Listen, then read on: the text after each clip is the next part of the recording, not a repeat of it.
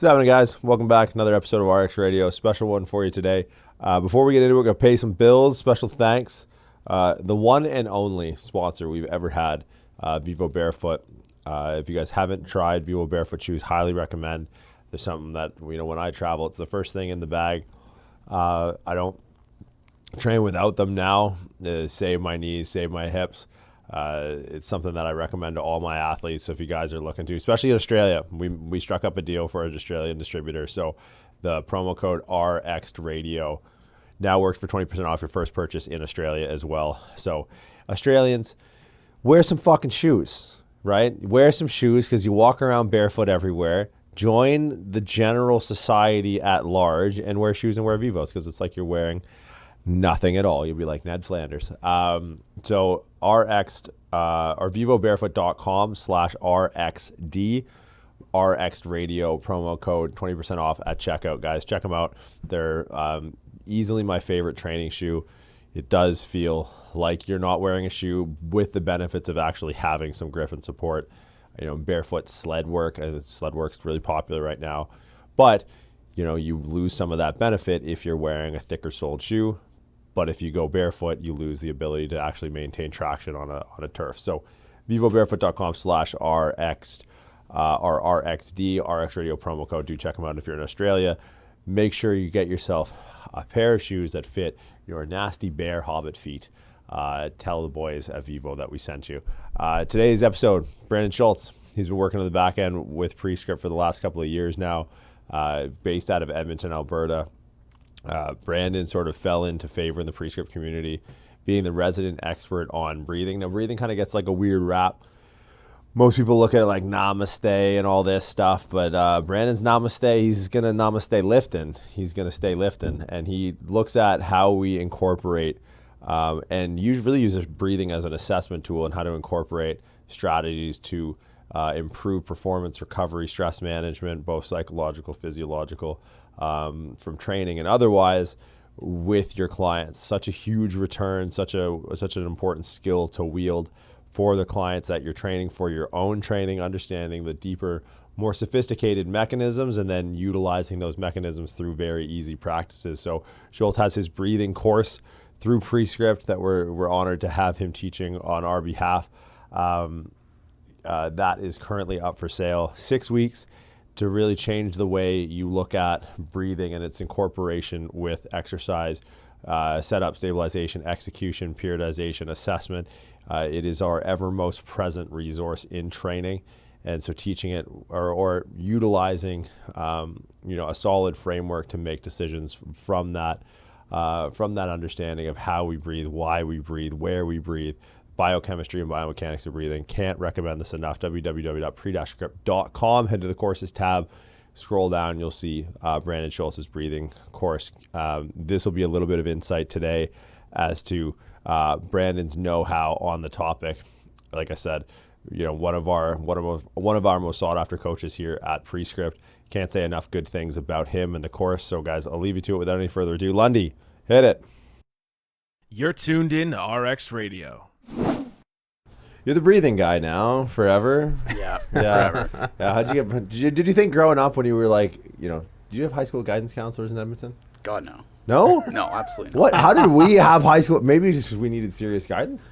You never had like a what do you want to do when you grow up aptitude test type of conversation? No, they're just like, these are the courses that are available. Like, take something and maybe you'll get there one day. Yeah, that's that's about as optimistic as you can get growing up in Edmonton, Alberta. It's like, look, if you want it to get worse, just go north and there's no sunshine anymore. Yeah.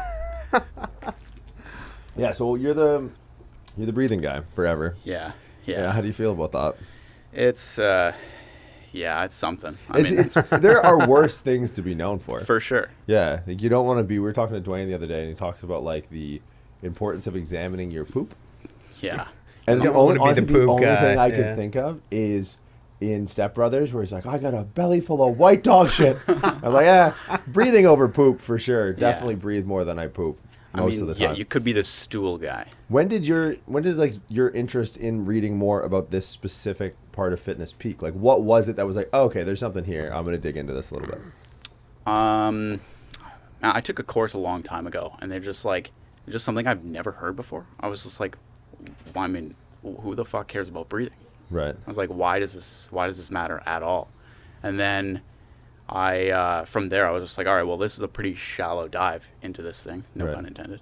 But I was like, I just want to know more because Londo like that one. That's good. Lonnie's a big dad joke guy. It took me a minute. Yeah, you got it. That's my last name. Yeah, you've known me for a while. Thanks.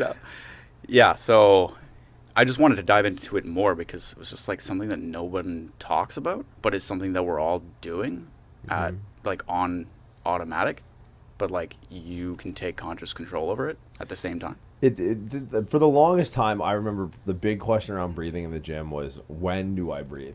Yeah. Right? Yeah. Like inhalation on eccentrics, exhalation Yeah. on concentrics. Do I hold my breath? Is it bad to hold my breath? But it's like, yeah, there's levels to it. What about that initial course was like, what was the thing that sparked your interest? Do you remember being like, okay, wait a minute, this is something I don't think about because I didn't think there was anything to think about? It started as like the lifestyle shit. So like breathing to just like feel better. Whoa. That's where it started. So it's just Interesting. like breathing as a means to like feel better during your daily life. Yeah. It's like you should breathe with your nose and shit, and you should like breathe with your diaphragm, even though that's fucking stupid. But What do you mean that's like, what? Well, you air quoted it and then said it was stupid. fuck's sakes, it's like it's just such a dumb notion, like diaphragmatic breathing, Okay. because it's like you're alive. Right. You're using your diaphragm, and that's like sort of the extent of the education around or like breathing in this industry is like you need to be diaphragmatically breathing. There's no other way to. There's no other way to do it. It's Yeah. like try not breathing with your diaphragm. Yeah. So what is the opposition to that? Like what does the other side say? What are maybe physical representations that someone might not, by today's industry standard, be breathing with their diaphragm? Like they only look at like the movement at the lower ribs. Okay. Like that's like their criteria for using the diaphragm, right? Which And that would be just like elevating. And, just like bucket handle movement of that lower ribs. It's like that's we just- don't yeah, it's like we know that that's only one expression of breathing, Right. right? Like it's not the only way to breathe. And some people just don't get expansion there, Right. right, naturally. So, but it's like it's just because they're not getting expansion in their lower ribs does not mean they're not using their diaphragm. Now, when you kind of went on this course to learn more about like the mechanics, the biomechanics, the biochemistry of breathing, Yeah. have you since the start of it, like, did you have a preconceived notion of this? Like, were you someone who like was into the belly breathing thing, or was it so earlier in your career that you're like, this indoctrination was the way you've gone about your career so far? It was pretty early in the career. So like, I mean, you hear the belly breathing shit, but I mean, it was pretty early on. So like, I didn't want to let breathing be like, I'm just gonna be the breathing guy. Let was me like- do that for you. Yeah. Let me do that. Hold on. I was like, I want to like actually take into consideration like the training side of things, Right. because that's what I care about. So it's like it started as this sort of interest in just like feeling better, and I was like, wait a minute, you also have to breathe and train at the same time. So it's like, how do we want to go about that? Like picking the right tool for the job, Right. right? Like if I want a biochemical change or like a physiological change or adaptation, like I'm probably not going to do that training, because you're just not going to be able to, like, you're going to have to sandbag one or the other, Right. like holding your breath and trying to get like an increased like hypercapnic state, or like into a hypercapnic state, like high CO2. Like there's better ways to do that. Like go on the treadmill or something like that. Hold your breath. Underwater. Underwater. Yeah. Well, some fuck. David Blaine shit. Oh my Just put on God. something in front of the Yeah. Bellagio and just go in the fishbowl for 18 hours or whatever the fuck it was. Yeah. Yeah. So when you first were introduced to like the lifestyle stuff, Yeah. you obviously saw good results with what you were learning. What was it? Because I think that's proof of concept is probably the number one thing in something taking off in the industry. It's like it has to be. That's why like I make the comparison to like ketogenic diets. Yeah. Because there's an initial proof of concept in the fact that you lose water weight because you don't have carbohydrates to attach that. So people buy into it, and then we can sit and argue the science of it, but the real science is compliance, right? So it's like if you have something that has an initial proof of concept very early, even if the long-term effects are more or less the same, right? Like if ketogenic works across a calorie deficit, just like any other calorie deficit diet, but you're going to get that initial buy-in, more people are just going to go down the keto route, right? Because they're going to be able to see the results quicker. What was the practice and lifestyle that you were like, oh, okay, like let's dig deeper? Honestly, it was like the nasal breathing stuff, because like I felt like when I was young, I felt like I got sick and just like never recovered. Like I could never breathe through my nose ever. Yeah, I know, right? It's just part of the negative 40 degrees Celsius. God, it's so dumb. And maybe Fahrenheit too. Yeah. So you would self-classify, like I classify most people in Edmonton, as a mouth breather. Yeah. Got it. Pretty much, right? Almost got me. The rain's coming out of the nose today. Oh, shit. Takes one trip to Toronto and already shit talking his hometown. Yeah, absolutely. And that's Toronto is hated. Like wherever you go in Canada that's not Toronto is like demonized in every other major city. Because Really? Toronto is just Canada. Like that's all. Like, people know Canada is just Toronto. You're like, oh, you live in Toronto? Where it's like people outside of New York like New York. Yeah. Right? It's endeared. In Canada, it's like you go to the East Coast, you go to the West Coast, everyone looks at Toronto like, fuck Toronto. Those guys. It's big city Think slicker you're better over than here. us? Yeah. So adopting nasal breathing and like being like that had to have been difficult. Yeah, for sure. It was like one of those things where I heard, it was like Patrick McKeown, right? He was like, yeah, if you can breathe your nose for a minute, you could probably do it for your life. I was like, I don't know about that. But then I tried it, and I was like, I'm just kind of being a bitch, I guess. And just like even just with that stuff, like it already made a big difference. Even in the sleep and shit. Yeah, like, the sleep's an interesting one, because did you do the whole tape your mouth thing? Because that's a McGowan thing, right? Oh yeah, yeah. I did that too, which I know your thoughts on that. Cunts, I'll tape your mouth shut. I'll look in my fucking trunk, loser. Don't come at me with that bullshit. But please continue.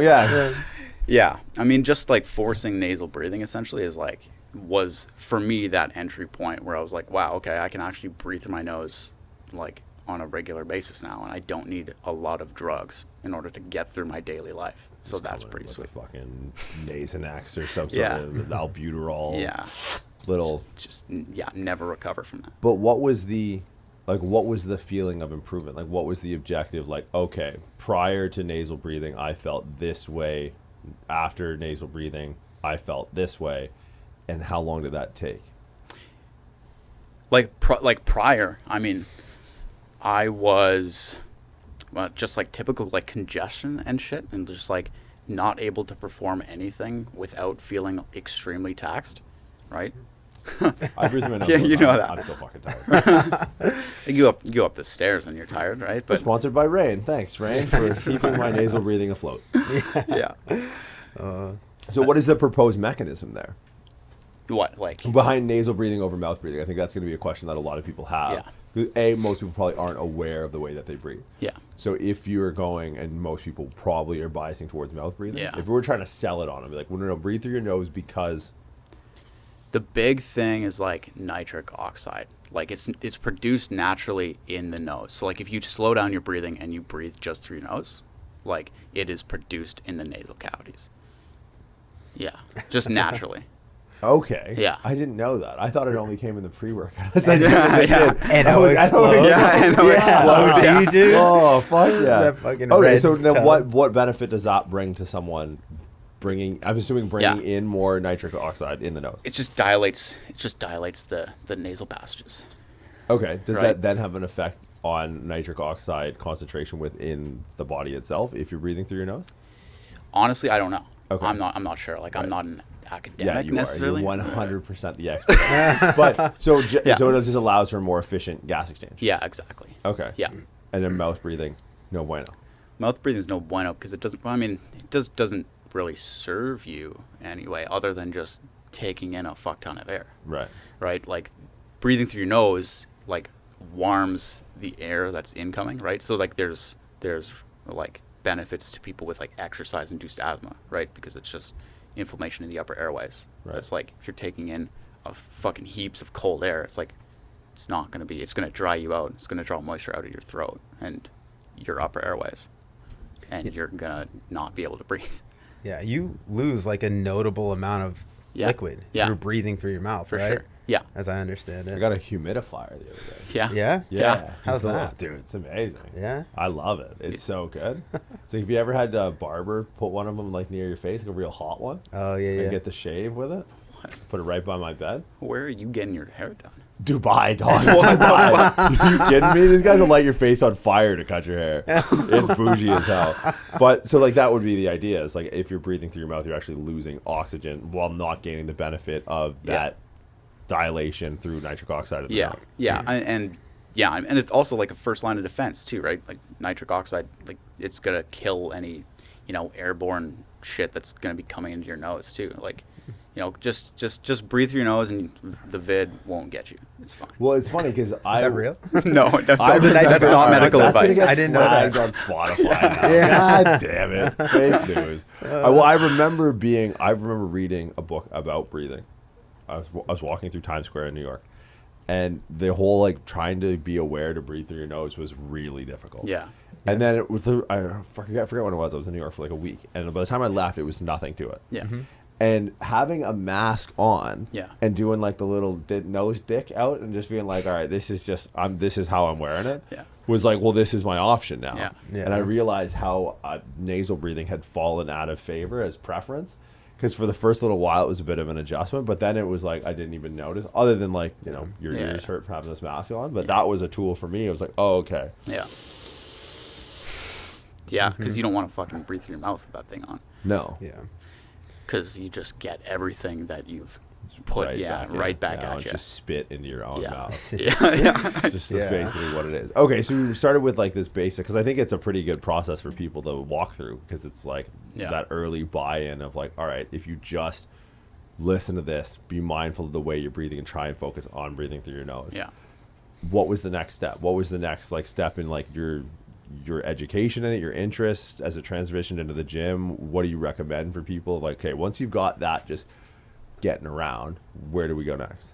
Well, like the thing is, it also depends on who you are too. Like I'll do a little assessment with people, like just seeing how they breathe and shit, or like I can ask them questions about their daily life, and I'll just like see if breathing could be an issue. But it's like at the same time, there's also people that don't need to do anything with their breathing. That's brilliant. Yeah. Like why? Yeah, meet them where they're at. Like you don't. What are the big red flags? What are the big red flags that are warranting intervention? That are like, oh, okay, like you might be a good candidate for this. The big thing I look at is like tempo and pace of the breath. So like if they're chronically hyperventilating, right? Like people literally walk around and like if you Google what a normal respiration rate is, it's like 20 breaths a minute. It's like 15 to 20 fast. Or something like that. Yeah. 15 to 20. Is that a lot? That's a lot. That's a lot. Like these books say you should be doing, 6 breaths a minute? Yeah, six breaths a minute or something like that. What am I, the black kid from Malcolm in the Middle? Like, there's no fucking way I'll be able to do. I think we should do. Well, there's no way. Another podcast. You talk way too fast for that to happen. There's no, it's because my brain works and I need to say the words I'm thinking. 6 breaths a minute? There's no fucking way. No. Okay, but 20 sounds high. 6 sounds like some Lance Armstrong. It's pretty low, yeah. But I mean, if you're not doing anything and you're just sitting, get a fucking job and start doing something. This is what you scratch your ass for. Like, you're breathing 6. Okay, if you're breathing 6 breaths a minute, go get a job. Go to a job fair. Go online. Brush up your LinkedIn account. Yeah, but I mean, like that's what if you work with Gen Pop people. I mean, that's what they do. They just sit at a desk all day. So what is a let's say normal air quote? Yeah. What is a normal respiration rate for someone that might warrant an intervention? Like if 20 sounds high, but that's quote unquote normal. Yeah. If you see 20, are you like, yo, let's have a chat about this? Yeah, for sure. Because they're like, think about that from a nervous system perspective. Right. Chronically hyperventilating. It's like, when do you hyperventilate? When you're running from a fucking tiger. Right. So if you're always on edge like that, that's going to leak into your training, and that's what I care about. But it's like, again, if you're on the lower end, I don't care that much, as long as it's not affecting anything else. So let's quantify that. so lower end of respiration where it's like, all right, intervention is probably not going to do too much, and you seem to be in a good place already, would be how many breaths per minute? And then once we start thinking above this many breaths per minute, what is that range? I would say like 12 would be the upper limit. Wow. Okay. Yeah. So you see someone around 12, you're like, all right, let's. I'm like, all right, I'll bring awareness to it. Right. But someone with still on the lower end of that, I'm still like, I also don't care necessarily, because it's like, I bring awareness to it. I'm not like, all right, you're breathing 6 breaths per minute, or you're not my client. Right. It's like, that's just dumb, right? Yeah. It's like, they also have lives. Yeah. So, being able to like look at that and say like, all right, you're at 12, like maybe just slow down a little bit, or like pay attention to it during the day. Because I think self-awareness is something that people generally lack anyways. So, right. Well, I just think that anchor of like, because I struggle, because what he just said it has been written about for hundreds and thousands of years. Probably not written about. Printing presses hasn't been around that long. But it's been like that concept is a really old concept. Yeah. But it doesn't land with everyone. No. But when you can sit there and be like, okay, like here is some harder science, because a lot of times that conversation is like, Sam Harris on an app is like, well, welcome to the waking up, and we're gonna sit down for the next 28 hours, and we're gonna meditate. And you're like, dog, like I can't. I breathe 12 breaths a second. I'm clearly running around. I'm not one of these 6 breaths a second cunts that's just like not doing anything.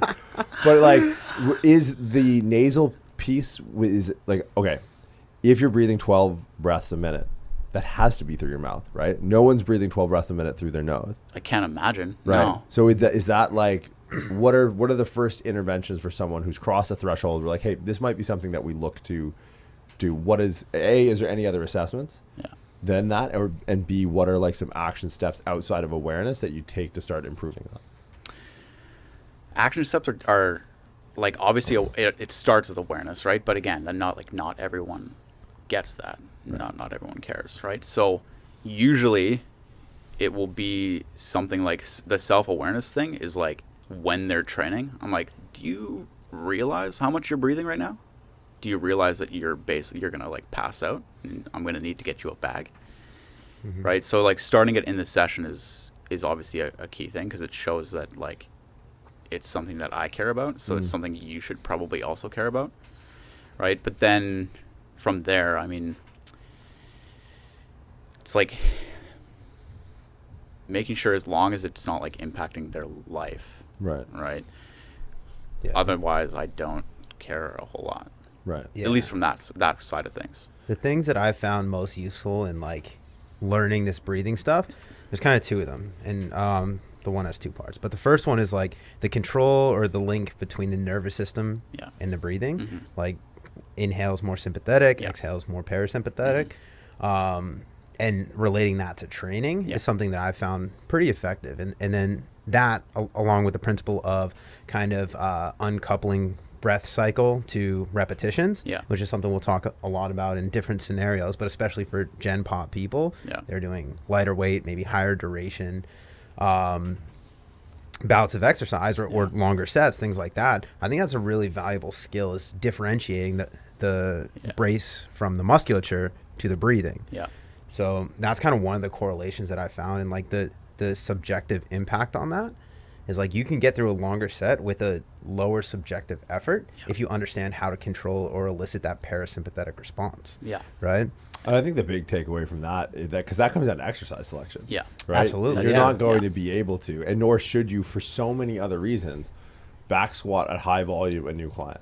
Mm-hmm. Right? Yeah. And like for me, like I always think about more advanced training clients that are looking to put on muscle mass. It's like, if we know mechanical tension is the main driver of hypertrophy stimulus, but we end up in such a stressful metabolic environment of the muscle we're attempting to train as a byproduct of this BDSM self-asphyxiation way of breathing. It's like, if you're on a quad extension and you got the daddy belt on your neck, it's like, hey, like maybe you don't do that, because you don't need to breathe and brace every rep. Yeah. Right. You don't need that respiratory component of a brace. So you can actually create way more mechanical tension, because you're not choking the oxygen away from the muscle that you're attempting to turn over. Yeah. Yeah. And that's, sorry, go. That's like what I was saying earlier when it comes down to like picking the right like tool for the job. It's like I'm not going to use that to create a biochemical or a physiological adaptation, because it's like I'm on the leg extension to grow my legs. Yeah.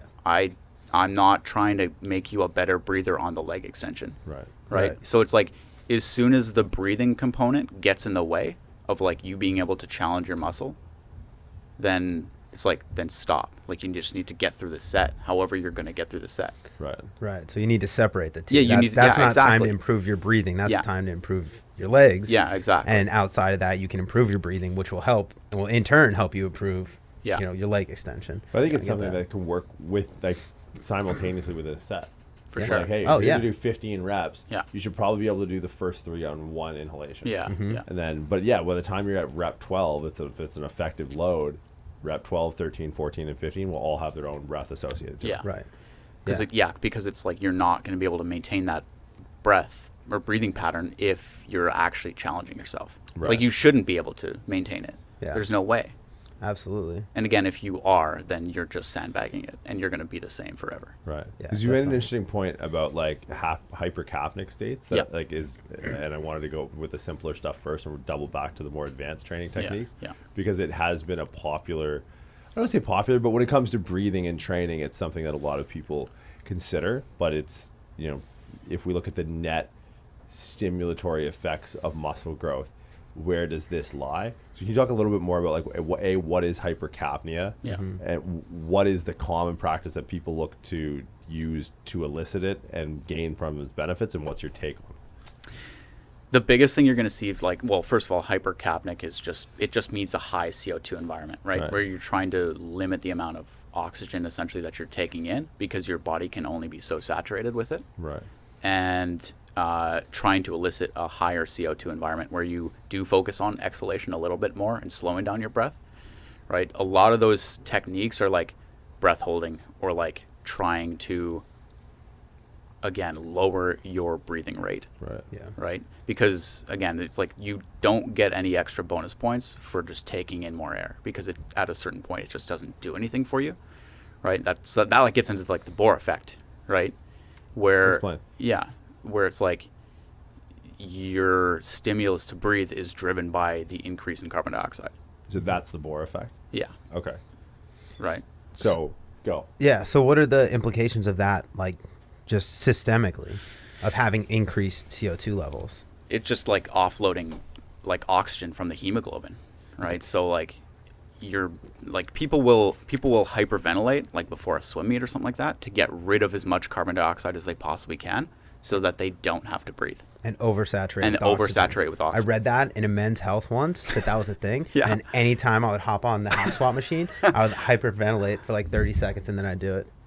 Nowhere to lie. What? That was like Okay. back in like 2005. All right, let's run this back for those. Yeah. Okay, so oxygen binds to this protein in Red blood cells. Red blood cells, right? So it's the heme Yeah. versus this 4 thing, and then it attaches to that, and then CO2 knocks the oxygen off of that. Basically, yeah. So in order to have all of the free binding sites for oxygen, the idea would be we're going to take all of the oxygen, or as much as we can, by increasing the state of carbon dioxide, because Yeah. carbon dioxide will fuck the oxygen off of the hemoglobin, and then it'll put it into the tissue, but it leaves open this carrying capacity for more oxygen to come in. Yeah, exactly. So purposeful hyperventilation, yeah. or an increase in a hypercapnic state, or being in a hypercapnic state, leaves you, potentiates oxygen consumption and carrying capacity. Is Exactly. It just makes it a more efficient system, right? Because you're actually able to utilize the oxygen that comes in, right? right? Whereas, like, again, you're oversaturating if you're hyperventilating, which Right. is like it doesn't give you anything. Yeah, because there's a difference too. I think worth parsing out between air and oxygen. Yeah, yeah. Right, because like the concentration was 17%, I don't know. something like that of air. Because It's nitrogen is some ridiculous it's like like 60 60 something something, yeah. percent. Yeah. So it's like when we take a big breath in to brace for a squat, okay, it's the volume of the air itself, not the concentration of the oxygen itself. Yeah. Largely in part to the fact if you're taking a big breath in and a lot of air to brace for something, you're probably not going to be working in an energy system that's going to require a ton of oxygen anyways. Exactly. Right? Like if you're doing 1 rep max, you don't need that big breath, but try and take a big and then go run a marathon. It's like, well, you're going to take 10 steps, pass out and die, right? Yeah. So hypercapnic state, increase of carbon dioxide. Yeah. Carbon dioxide knocks oxygen off of hemoglobin into tissues. Yeah. So that practice of you just hyperventilating on the hack squat. Yeah. God, I'd love, man, Meathead we would have been. I was a different human. We would have been we're tight now. Oh. But it's funny because we're tight now and we're different now. Yeah. But we would have been so tight. Oh, we would have been, dude, we were the same person. Oh my God. I was so scared. Oh man. I would have just been like, I would have looked at this guy with like a brown paper bag on the hash swap.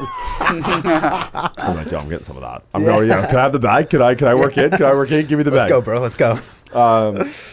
Okay. So that practice, when it comes to like, especially when we talk muscle hypertrophy. Yeah. How useful does that become if the mechanism of hypertrophy might be more tension based versus, because like if I feel starved for oxygen and I'm hyperventilating, and that's the difference between me doing 4 reps with the hyperventilation method and 8 reps with the no hyperventilation method. Yeah. Is it useful, or where is its utility? Like, I don't see much utility in the weight room. Okay, interesting. Right. Like, I mean, we talked a little bit about yesterday about like cardiovascular, like base, like Right. what's your base, Right. Right. Yeah. like, and that's the thing is like, if your breathing is getting in the way of training, then it's a problem. Right. But also, like, some people just suck at breathing so much that they cannot do anything with weights, right? So like that's where like going back to a level where they might need to start with something like that, like actually focusing on breathing and like again cardio, but with some of the breathing techniques where you might be holding your breath a little bit, or you might be trying to reduce or like limit your respiratory rate. Right. Then that's where you need to start, right? But in the weight room, like if you're again trying to put effective tension on muscles and grow, it's like you need to look at, one, is your breathing getting in the way? And if it is, then stop it.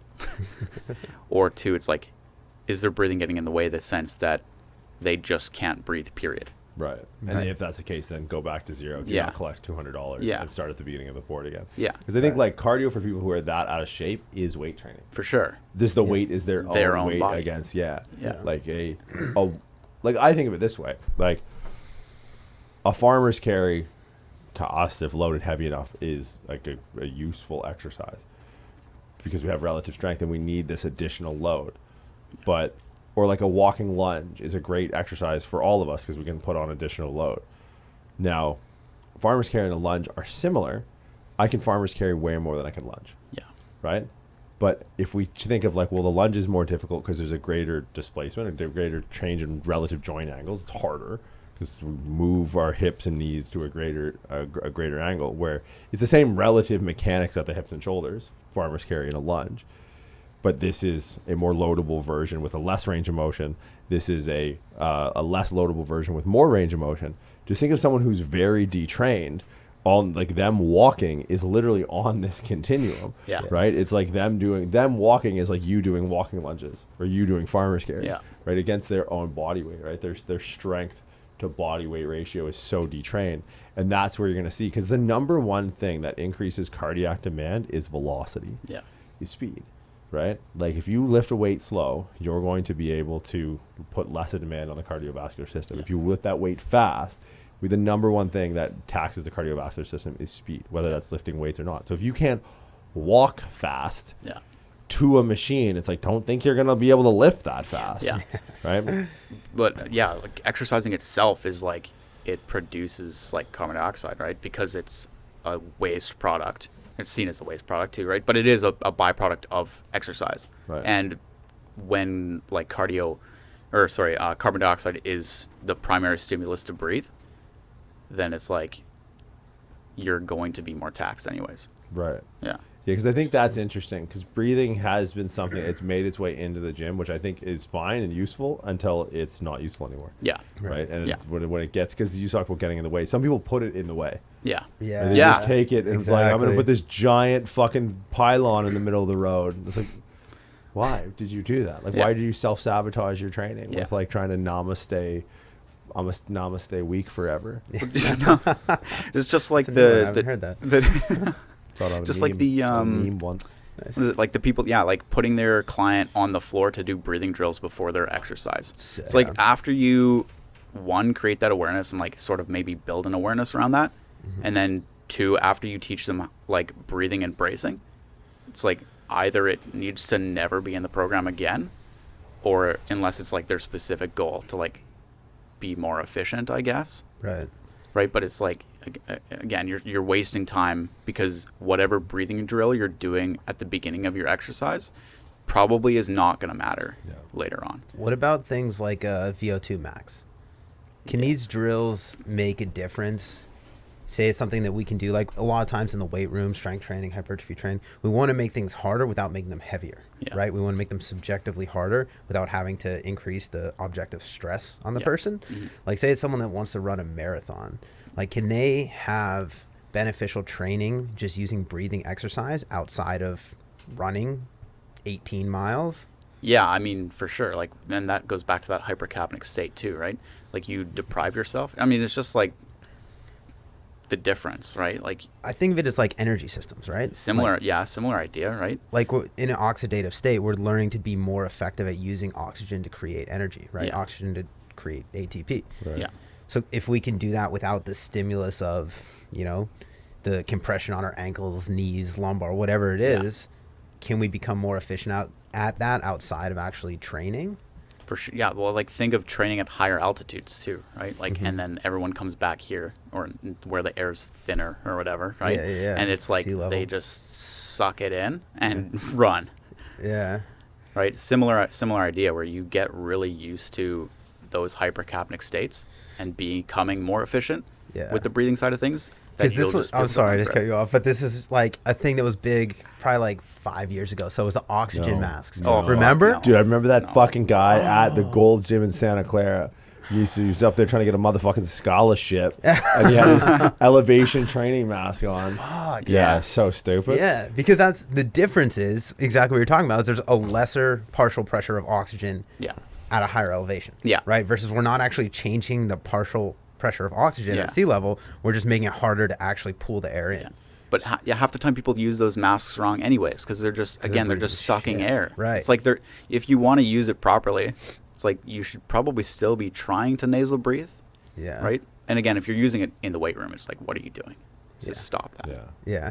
Well, I think the potential, like the ceiling for meaningful adaptation when it comes to these hypercapnic states and like breathing drills in isolation outside of the gym and like overall cumulative adaptation through lifestyle is really high. Yeah. That like most people, if you're thinking about breathing in the gym, you should probably, like if you're thinking about breathing in the gym in the sense that this is going to give you an edge on performance or recovery, you're probably going to the Olympic Games or something. Yeah. And I think Right. that speaks to two things. One, how effective breathing drills in isolation can be outside of resistance training, because that ceiling is, I think, really high. I agree. Right? And it's opened up a market for some practices that I kind of want to talk to you about, and I don't know much about them.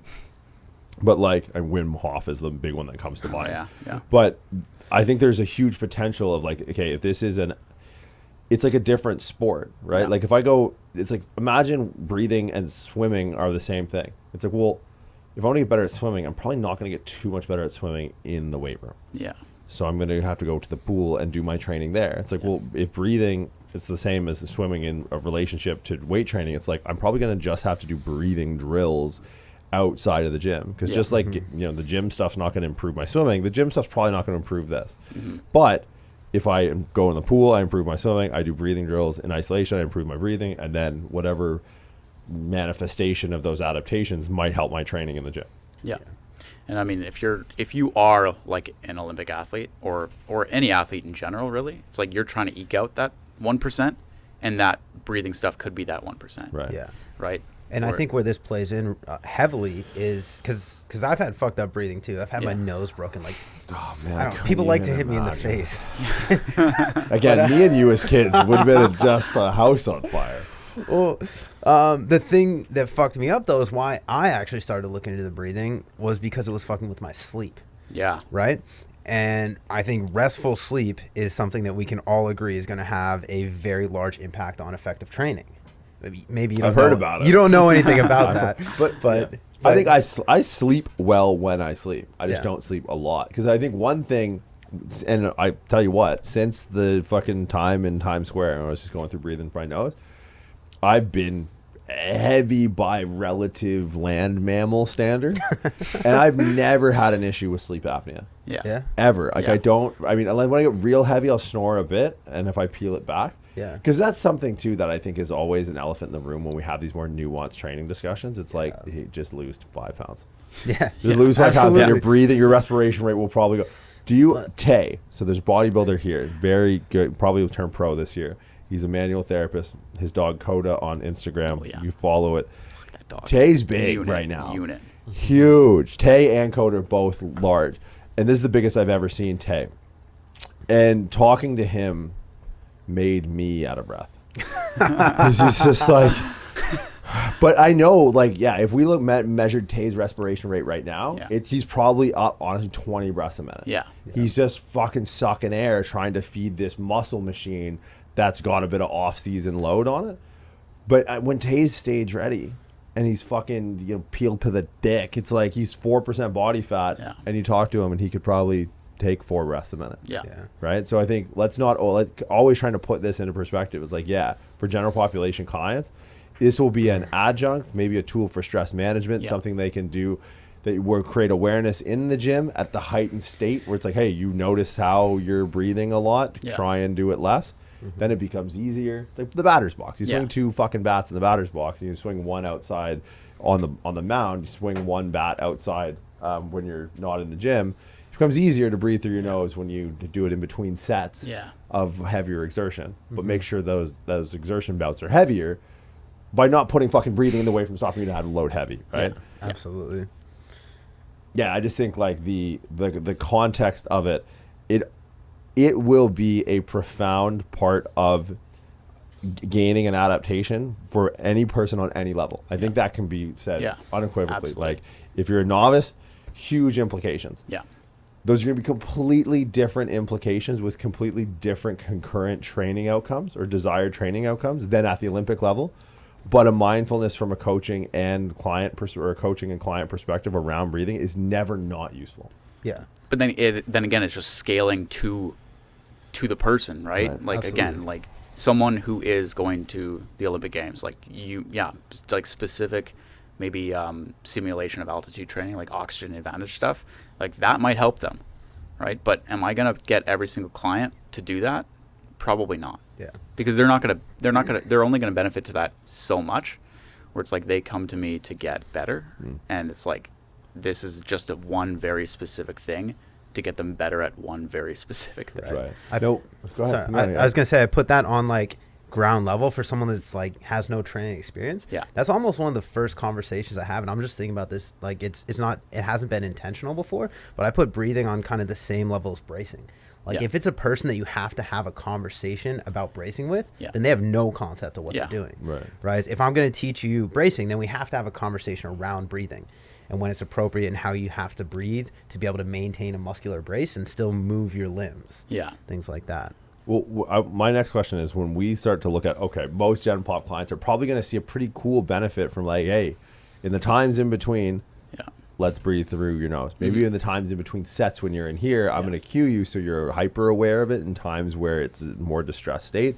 Right. When you're at your office, try and catch yourself and then, shift it back into the nose gear. Yeah. Now, what is the next level up from that? Where it's like, okay, they're doing well. We're seeing good progressions on the things that we're training for in the gym. What are like drills that you often, or like next tier drills or higher tier drills where it's like, okay, now breathing in a separate isolation that could be a practice that you do outside the gym. What does that look like? How does that start to take shape? It starts to take shape as like where can this person benefit, right? Like if this person needs to, again, improve their cardio base, it's like, how are we going to do that? Well, you're going to have to do some walking. You got to do some sort of cardio, right? I mean, that's going to help you lift better as well in general. Like it's something that I think people just like forget that exists. Like I forget that it exists. I don't do any cardio, but I'm terrible. But it's like being able to scale that like hypercapnic state. So like, all right, I can run a mile or whatever units you use. A mile, A yeah. mile. Yeah, America. we do kilometers. Kilometers. 16 kilometers. 1,600 meters. Yeah. I think it's a little less. Jesus. What? Carry on. But yeah, it's like being able to scale that Yeah, and that's like right. using that sort of as your guiding progress. It's like pick something and then use performance as your proxy, just like everything, right? Mm-hmm. Like if like today you can run a kilometer. You can run a kilometer. Doesn't make any sense. You can run a The track kilometer. is 400 meters. No one runs a kilometer.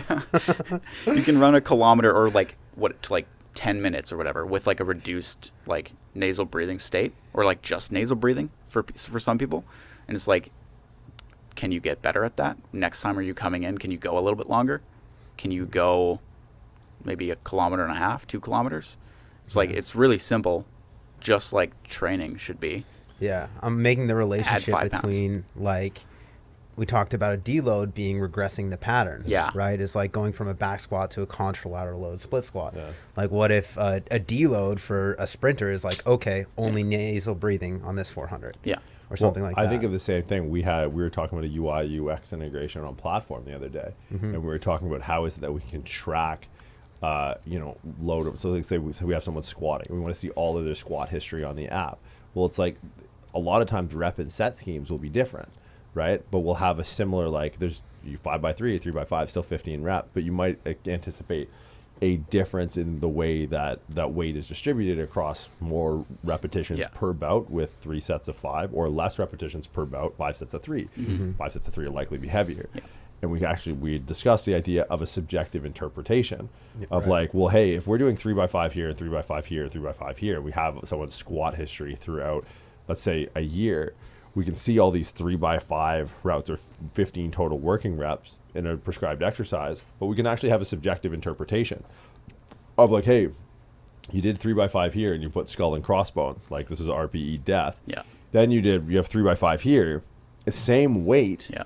subjective interpretation, easier, smiley face or something like that. Yeah. So we can see progression through many means rather than just, hey, your mile is faster. Yeah. Right? Because a mile is faster. It honestly, this sounds to me very similar to like when Killian goes off about like progressive overload with bodybuilding. Yeah. It's like Yeah. when we're looking at this specific adaptation, we aren't necessarily looking at the time of the mile. Yeah. We're trying to test the efficiency of the system. Yeah. It's the same thing with bodybuilding. It's like we're not looking at the strength of the athlete. We're looking at the body, right? So using a mirror is a measure of progress rather than your plates per side on your hack squat, because it's directly correlated to the performance that we're actually looking to improve. If we're looking to improve a concerted effort in efficiency and oxygen consumption and our ability to move this hypercapnic state and shuttle oxygen off the hemoglobin, whatever, then the mile time doesn't really tell us that. Yeah. Right? But maybe a subjective interpretation per, hey, your breaths per minute are this, or you can go nasal breathing for longer is directly correlated to the thing we're looking to improve. Yeah. And like that recovery time too, that's a big one as well, right? Like that delta HR, like heart rate, right? That change in heart rate. Right. Like, can you go balls to the wall sprinting and then come down and then do it again? Right. Recover, like repeated sprintability. Right. Right. Like that's what I care about for people that care about stuff like that. Yeah, well, if they're at a point where that is what they have to start caring Yeah. about, right? If you're an athlete, that is literally, you just described the game of football. Literally. Like balls to the wall. Yeah. The average play in the NFL is 5.6 seconds. Yeah. Yeah. Average shift in hockey, what, like 14 or like 20 seconds? Yeah, that's Like, all you got. Yeah. Like go all out and then. But do it for fucking, do it for just what, 24, 60 minutes. Yeah. Yeah. That's the thing. Understand when you have someone in front of you that's like, hey, in between sets, we're just going to like through the nose. Yeah. I find myself doing this a lot versus like, all right, I'm putting this into your program. We're going to do this breath work twice a week on off days that you're not in the gym. Or, hey, this track session is we're going to do 100 meters only nasal breathing, whatever. We're going to do 10 rounds of that on a minute rest or whatever. I look at like when it comes to sprinting stuff too, it's like tempo runs or volume sprints, whatever you want to call them. Yeah. It's like working in, like, obviously you have your prescribed bouts of effort, and like between you're probably going to be doing walking rest. So it's like, again, do your bout of effort, and then while you're walking, I mean, don't breathe like an asshole. Yeah. And just be ready for the next one, Right. because it's coming. As soon as you turn that corner, you go again. Right.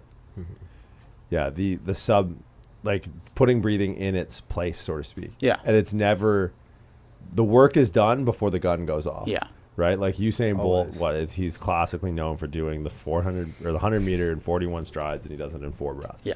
Right? So it's like what makes that efficient process of 4 breaths fueling that 17 meters per second of mass velocity was not ever done in the times he was running 100 meters, 200 meters, 400 meters. It was done the day before, the day after, immediately after, but never within. It's the same when we talk about like rib cage mechanics in the level 2. Yeah. It's like you don't fix your rib cage mechanics with a heavy squat. No. Right? You get your squat heavier by doing things before or after that will improve your rib cage mechanics for a heavier squat. Yeah. Right? So it's like when people put their heavy Zercher squats, it's like people trying to tape their mouth shut or whatever during 100 meters. It's like you're missing the fucking point. Yeah. It's like everything you do leading up to that point is what matters. Yeah. But at that point, just like a powerlifting meet, right? Yeah. Like, are you going to try and change someone's technique like a week before? Probably not. Right. Because it doesn't fucking matter. Work's done. Work's done. Yeah. You just have to show up and lift the weight. It's funny, like exposure and expression are things we use a lot when it comes to function. Like, you want to get someone working better in the horizontal plane, in this expression range of strength. Yeah. You probably don't have to do much here. If you get them better here and you get them better here in these ranges of motion that are more practicing the exposure to demands of shoulder function, then when you have them express it, way easier. Yeah. It's the same thing. It's like if you increase the intensity of your bouts of exposure, you're going to only open up a higher ceiling of potential output at that expression of that function and what is more central to our function than breathing. Especially with like sprinting in general. Like, there's so little work that's done at maximal intensity that it's like most of that work is going to be done sub-max. Yeah. Until you're the at day. like 60, 70 meters is probably still sub-maximal. Yeah. And then you're coasting through. Yeah. It's until like 400 meters you'll probably enter in to like 219 seconds. 400 is probably coming in 43 seconds is a good 400 meters, something like that. Yeah, something like that. 400 meters. Yeah. Lundo. Man, Lundy's been. I've been like not been world record 400 meter time. Because 200 meters 1919. I mean, it still seems really The fast. thing is, I think you're 43. 43. Damn. Yeah. Look at that. Might not run, but I can read. Might not know how many letters are in the alphabet. Tell you what, kid knows a thing or two about running. So I mean that might be more of a true expression of like how much you've actually done, because it's like if my max bench press is 350 pounds, but the test is only 225, it's like the majority of a 100 meter sprint is sub-maximal. Yeah. Right? But if you're at 400, you probably see like 100, there's still, you hit max velocity at 70 meters, 60 meters, whatever. You can probably maintain that for a bit, but that curve's coming down. Right? But it's like how far can you not necessarily push the velocity, because there's going to be more factors into running a fast 100 than just oxygen, right? Yeah. Like your ground contact time will probably be the number one. Yeah. But if you see someone like seriously gassing out too early, it's like, okay, maybe we consider this, and then we push that marker further in our assessment, not just our overall time. And then, because sometimes you'll see things improve that the correlation isn't strong enough to actually see an objective outcome. So it's like knowing when to pull it back. And that's why I love, you're like, look, a lot of times it doesn't matter. Like just look, okay, for general population clients, create an awareness, create a practice around nasal breathing outside of the gym. Yeah. We might create awareness on sub-maximal efforts on the quad extension, which will be, hey, reps until you get to that effective working rep range at like, if you're doing 15 reps, those last 3 if loaded appropriately. breathe and sub maximally, and because efficient breathing at maximal effort is almost antithetical. Yeah. There's no such thing. There's no such thing. No. Right? Yeah, and that's like where, you're on the leg press or leg extension or whatever. It's like, breathe however you can. But like when it really matters, it's like, you might need to take a breath every rep. Yeah. Right. Because you just need to get through the last 3-4 reps, right? I think it's a refreshing conversation to have, because breathing is just like, it's just taken to the Algonquin round table and everyone's singing Kumbaya, doing animal flow. Everyone's got a fucking top knot. They look like little onions on their heads. Or it's taken to like a hot yoga class, but it has a place. Yeah. And it's effective when it's put in its place. Yeah. Right? And it's not good or bad. It just is what it is. And I think if you can think contextually about breathing as just another adjunct to improving performance, like nutrition. Yeah. Right? Like, I think Sleep. it's a really good correlate. Yeah, all of these things, like, the big rocks are easy, but a lot of people look at the little pebbles and go, because Michael Phelps does this, or so-and-so sleeps in a hyperbaric, or, I'm going to eat this fucking goji berry from whatever the fuck. It's like, So true. look, that might matter if you're trying to shave 100th of a second off for a world record, but it's like right now, I'm not seeing it. Right. So I think, it's a good conversation to have. And I know you got a lot more, I don't even say in depth, more applicable stuff, but we're not going to bend your ear on that because we're going to save it. Yeah. We're going to save that. Schultz, IG, where do they find you? Brandon.Schultze. Spell Schultz. 'Cause I spell it wrong every fucking time. SCHULTZE. See, the TZE. See, I'm so glad you spelled that. Lindo, show notes that. Brandon.Schultz. Yeah. Red, White, and Jordan. White spelt incorrectly. That's right. Lunderjack Productions. Holla at your boy for all your podcast needs. And dad jokes. And Nike Air Monarchs. He's your plug. He's your. Did Did you? You they for the wedding? Those are your dancing shoes, dog. Those are your dancing shoes. Walking shoes. Man, You that comes in a 4E. I don't even know what that is. What? I got those specifically. I wonder if that's a for mowing the lawn. subsection of foot porn. Oh, absolutely. I want the 4 E's. Yeah, man. If you wait long enough. Just step in a tub of yogurt. OnlyFans, Lunderjack Productions. If you wait long enough, everything's porn. All right, guys. Appreciate you tuning in. Schultz, Jay, Lundo. We'll see you guys next week. Thanks, guys.